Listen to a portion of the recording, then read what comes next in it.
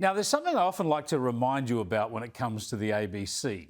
I remind you that while you might think it should be your ABC, I mean, you pay for it after all, or our ABC, the people at the public broadcaster actually behave like it's their ABC. Back when I was on Twitter, I used to use the their ABC hashtag. I know it gets under their skin, which is why I was pleased to see that a new podcast series by the Institute of Public Affairs about Auntie has used that phrase. It's their ABC. The first episode was released yesterday. Here's a sample, a comment from former Prime Minister Tony Abbott. You look at the ABC and the way it reports so much, it seems that they are on everyone's side but ours. They tend to be against the Australian government, regardless of its persuasion, but particularly if it's a centre-right government. If Australia's in a disagreement with another country, they tend to take that country's perspective and assume that we've done something wrong. And again, if I might quote Churchill, I refuse to be impartial as between the fire brigade and the fire. Well, in any fight between the fire brigade and the fire, the ABC is normally on the fire's side. Let me bring in the podcast producer, interviewer and host, Evan Mulholland. Good to talk to you again, Evan. Tell us why a podcast on their ABC? Well, their ABC, a catchphrase that you coined, brings together all sort of prominent Australians, a lot of them critics of the ABC, some supporters, all in one place to really voice what you and I and many other mainstream Australians find objectionable about the ABC that doesn't quite come from the elite view that you might get in the Canberra Press Gallery. We know the ABC likes to use the term ABC yours or your ABC or our ABC, but we do know based on prior form and recent scandals that it's actually their ABC. So we take a deep dive in a documentary podcast into the ABC's hostility to conservative views, its campaigns and vendettas to run the media, some of the scandals we've seen with staff and staff social media use, as well as taking a deep dive into its big city bias and its coverage in regional Australia. I think with the guests I've spoken to, like yourself, like Tony Abbott, like Peta Credlin, like Mark Latham, like John Anderson, and many others, and about 12 coalition MPs, many support the ABC, but there's a clear pattern that something is fundamentally wrong and something needs to be done about the ABC. So this podcast is really attempting to shift the dial and come up with policy solutions on how we can actually fix the ABC. Yeah, look, I've long thought it's pretty much a national scandal to see how more than $1 billion of funding each year is misused in the way that the ABC misuses money. And that is because it's not objective. It pursues political agenda. It's basically a green left media organisation. And yet when I criticise it and suggest maybe its funding ought to be trimmed or that there should be a focus to try and eliminate that bias, I noticed one of their board members on the weekend said that I'm trying to cancel, this is cancel culture, trying to silence the ABC, perish the thought.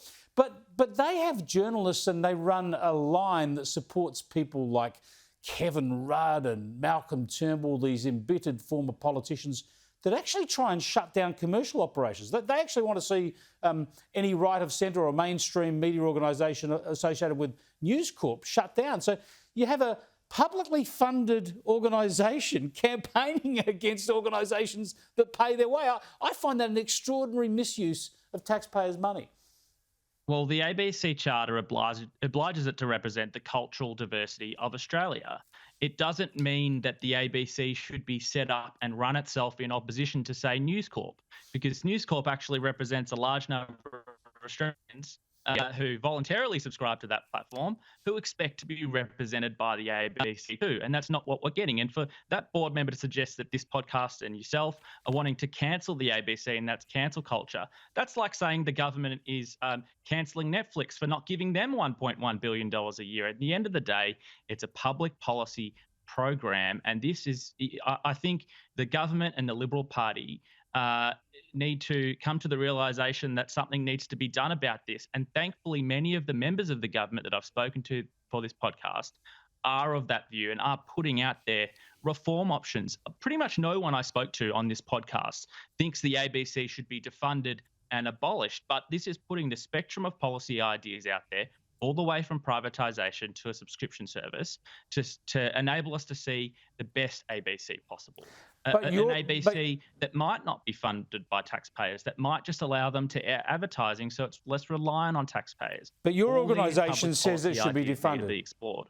Your organisation, the IPA, says it should be defunded, privatised, effectively just flicked from government. So that kind of undermines that argument, doesn't it? Well, I certainly believe in privatisation of the ABC, and so does the Institute of Public Affairs. But that doesn't actually mean the end of the ABC, as many people on the left will try to say. They just want to abolish the ABC. Privatisation just means freeing it from taxpayer funds. And as many economists point out, for example, in this podcast, the ABC will actually do quite well in a private media market. The ABC, left to its own being, could gather subscriptions from its audience. You could pass it on to its staff to run the organisation as a subscriber mutual, for example, where it could do quite well. It's got an audience. Yes, their audience share is only about 15% of the market across most platforms. But that is a significant in itself that would gather a lot of revenue and make it less reliant on taxpayers. Because currently we get a choice whether we want to subscribe to News Corp or subscribe to Fairfax. We don't get a choice with the ABC. And my organisation, the RPA, is all about choice. So at the end of the day, this is giving viewers, this is giving media consumers choice in the matter. Well, let's have a look, listen to some more of what you've covered in the podcast. And here's some of the former Labor leader, now One Nation New South Wales politician you mentioned, Mark Latham. Oh, I don't fit the narrative. As a state MP, I raise a lot of issues about the education system, the energy system, flaws in government policy. But I think it's now 18 months since I've been asked to do a TV or radio interview on the ABC out of Oldemo, and Sydney is my home city, and I would have thought that the volume of stories that I publicise, I'd rate some kind of presence on their talk political radio programs in particular, but it's a complete blank. There you go, Mark Latham saying he doesn't get asked on there very often anymore, which is extraordinary given how significant he is in public debate. They haven't asked me on the ABC for a long while either. This is the problem, isn't it? This is the essence of it. There is not a plurality of views, and that's the word that's actually used under the law in the ABC Charter.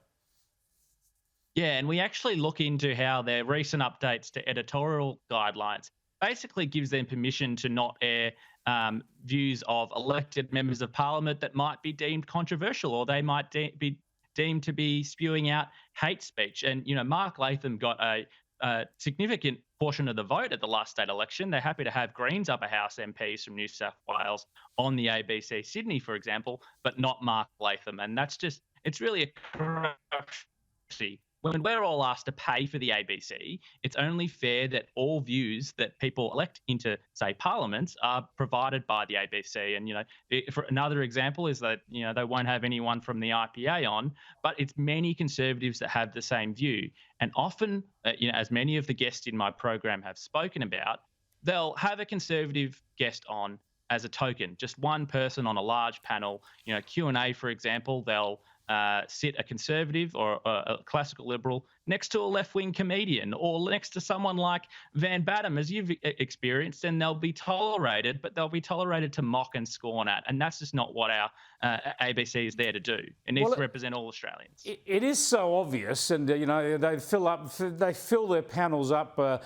Shows like Insiders and Q&A and whatever with people I would call anti-conservatives. They absolutely stack the ledger. It's so obvious, though. There are senior producers and managing directors and the like who have the authority to do something here, and they do nothing. So, who's actually in charge of the joint? Exactly, and we've seen countless examples at the ABC that we delve into in this podcast that shows that no one actually is in charge. There's no discipline of staff members that go out of line. Even if they do go out of line, they have their legal costs represented for them. So, example after example, we've seen that the ABC is a staff-run collective, and something really needs to change. So this podcast is all about pushing that barrow and actually coming up with the public policy ideas to find solutions so we can finally not have it as their ABC, just the ABC. Thanks for joining us, Evan. I appreciate it. Thanks, Chris. Evan Mulholland there from the Institute of Public Affairs. You saw it there, Their ABC. It's Their ABC is the podcast. And yes, an interest. I did an interview for that podcast. No money, no commercial arrangement. I just was one of the people they interviewed. So look out for that. The first episode was released yesterday.